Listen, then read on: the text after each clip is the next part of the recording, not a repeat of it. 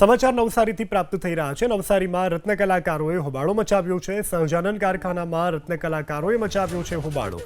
Rough diamond polish કરવાના ભાવમાં વધારવાની માગ કરવામાં આવી છે।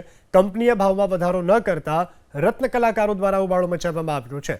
ભાવ વધારો ન કરવામાં આવ્યો તો હડતાલ પર ઉતરવાની ચીમકી પણ રત્ન કલાકારો દ્વારા ઉચ્ચારવામાં આવી છે।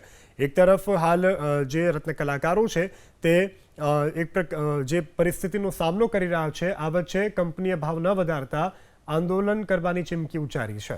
રફ ડાયમંડ પોલિશ કરવાના ભાવમાં વધારવાની માગ કરવામાં આવી છે। કંપનીએ ભાવમાં વધારો ન કરતા રત્ન કલાકારો દ્વારા હોબાળો મચાવવામાં આવ્યો છે।